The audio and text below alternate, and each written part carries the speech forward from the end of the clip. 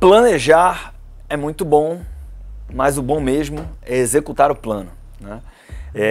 Quando você fala de planejamento financeiro, isso pode representar um olhar bastante holístico. Eu quero falar aqui do pontapé, do planejamento orçamentário, daquilo que vai dar a base para um processo de construção de poupança, de realização de sonhos, de uma sucessão bem-sucedida e assim por diante. E é muito curioso que a maior parte dos orçamentos nasce com pontos de fragilidade que fazem com que as pessoas se frustrem sistematicamente, ano após ano. Então vou trazer aqui um conceito que, se ajustado, você vai ter planejamentos que de fato funcionam, porque podem ser executados com sucesso. Se você não é inscrito aqui no nosso canal, se inscreve, e se você tem o desejo de empreender no mercado financeiro, se inscreve 2 vezes, sei lá se isso é possível, beleza? Olha só, como é que a maior parte das pessoas faz o planejamento do orçamento? Você vai fazendo um bloco de papel, você vai fazendo uma planilha, e aí existem várias planilhas que fazem isso, ou você até vai fazer mentalmente. Mas todos nós temos um desenho orçamentário que ele é mais ou menos da seguinte forma: você tem aqui as receitas, depois você tem as despesas, às vezes essas despesas elas estão classificadas entre os gastos que são fixos, aqueles que não são, etc. E aí você tem um saldo aqui embaixo, né? E além disso, o que é que as pessoas fazem? Elas distribuem, né, essa orientação daquilo que eu ganho menos aquilo que eu gasto entre os meses. Então você tem janeiro, fevereiro, março e tal, né? Março e tal, até dezembro. E aí depois você vai ter um total. Então as pessoas, o que é que fazem, né? Normalmente elas vão colocando, empilhando ali, mês a mês, e no máximo elas vão comparando aquilo que foi orçado com o realizado e entendendo, né, por que eu gastei mais nisso e por que eu gastei menos nisso, né? Por que minha renda foi maior aqui, por que foi menor, quais os aprendizados, como é que eu evito isso, como é que eu repito isso, tudo mais. Não é que isso seja desprezível, mas perceba, há décadas que as pessoas não conseguem, né, ter um planejamento orçamentário que funcione, e a gente, há décadas, insiste nas mesmas metodologias, ou seja, a mesma estrutura de controle, e que vem falhando sistematicamente. Então, se você para analisar assim, friamente, não faz tanto sentido. E por quê?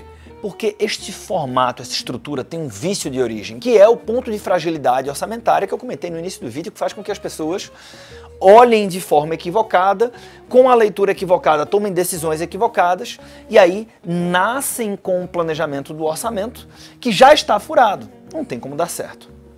Por que isso acontece? Quando você, então eu não sei, né, em que mês você está assistindo a esse vídeo aqui. Vamos supor que você esteja construindo o seu orçamento para os próximos 12 meses e você esteja no mês de março, tá? No mês de março, quando você para pensar, pô, onde que vai o meu dinheiro? Né? Como é que as pessoas tomam a decisão? O orçamento mental que eu comentei, ele acontece com todo mundo. Porque a pessoa fala, pô, eu ganho 10 mil, e aí tem a escola dos meninos, tem o aluguel, tem a parcela do carro e tal, não sei o que, eu gasto mais ou menos tanto com feira. Sobra 1, sobra 2, dá, não dá, né? Essas contas mentais acontecem. Algumas pessoas levam essas contas para a planilha ou para essa estrutura aqui orçamentária. E aí, quando você faz isso, nós somos bons, né, em apontar aquilo que acontece de forma recorrente. Sendo que existem despesas que elas não são extraordinárias. No entanto, o período de recorrência não é mensal. E por conta disso, né, nós as deixamos de lado quando a gente segue essa estrutura aqui. Então, para que você capture bem para onde que vai o teu dinheiro, né, são 2 coisas que têm que ser feitas para que esse planejamento funcione. A primeira é levar em consideração os eventos não recorrentes. Feriados, aniversários, presentes, viagens. Então, tudo isso acontece todos os anos, sendo que distribuído ao longo do ano. Então, quando a pessoa está pensando, pô, onde que vai o meu dinheiro? Eu não estou lembrando no aniversário da minha mãe, que é em julho. sendo que, desde que esta pessoa se entende por gente na sua vida adulta, quando chega no aniversário da sua mãe, né, se essa pessoa tem...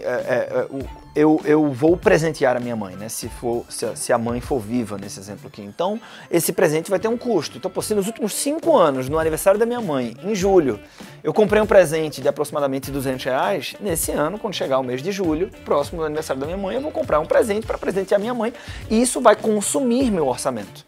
Né? Se nos últimos anos, normalmente no feriado de 7 de setembro, eu reúno as pessoas na minha casa para... Então a Páscoa, os feriados, o Dia das Crianças, eu tenho filhos, então talvez eu não lembre que Dia das Crianças é em outubro. Mas você tem filhos e nos últimos anos, Dia das Crianças, você... Eu tô em março, lembra? Pô, ano que vem, em fevereiro, tem carnaval.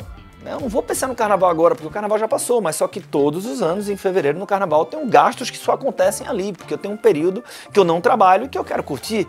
Então a pessoa ama viajar no carnaval. Então assim... Você tem que olhar para os meses e você tem que levar em consideração esses eventos não recorrentes.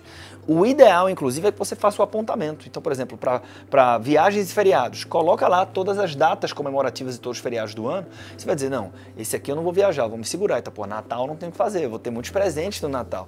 Né? Quais são as pessoas mais próximas? A minha esposa, os meus filhos...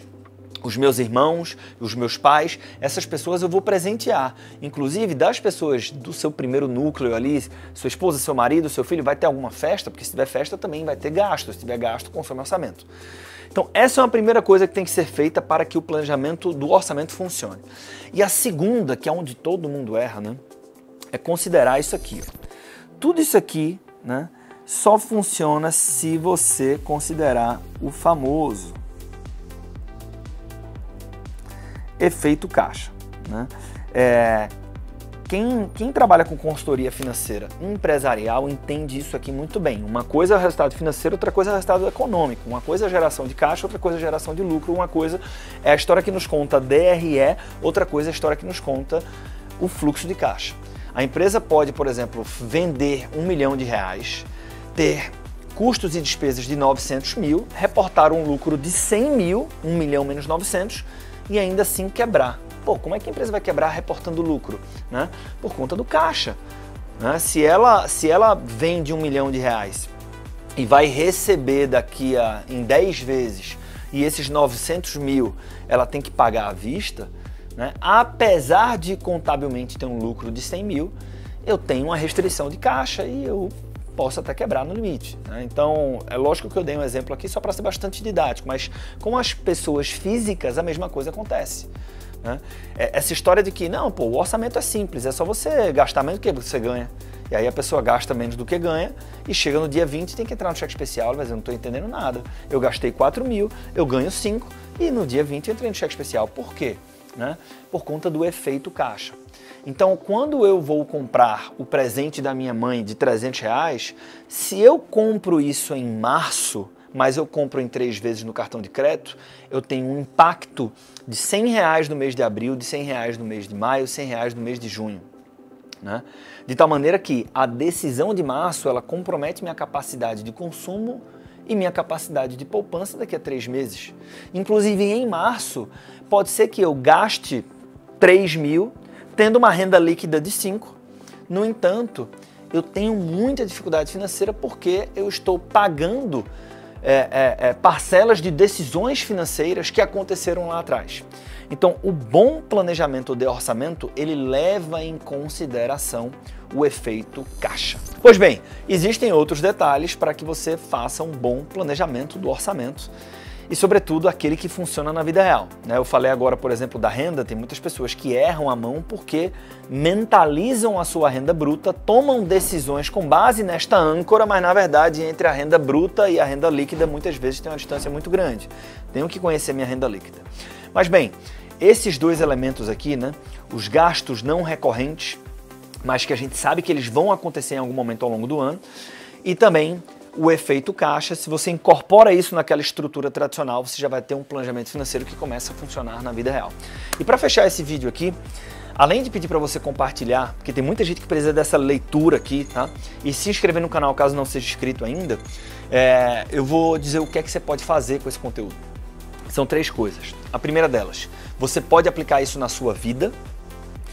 A segunda, você pode não fazer nada, simplesmente é um conteúdo bacana que você viu aqui, pô, beleza, mas não aplica e também, né, não vai colher os frutos disso. Ou a terceira, você pode, se você está nesse vídeo, provavelmente você se interessa mais do que a média das pessoas pelo mercado financeiro. Você pode ajudar as pessoas a fazerem isso aqui. Isso tem valor. Isso aqui pode virar uma renda complementar consistente para você na sua vida, ou isso pode se tornar uma profissão. Então, se for o caso, fica o convite para você conhecer Empreender Dinheiro. Nós somos um ecossistema de soluções para quem quer empreender no mercado financeiro. Vai ser um prazer empreender junto com você e te apoiar nessa jornada, se fizer sentido para você. Forte abraço e até o próximo vídeo.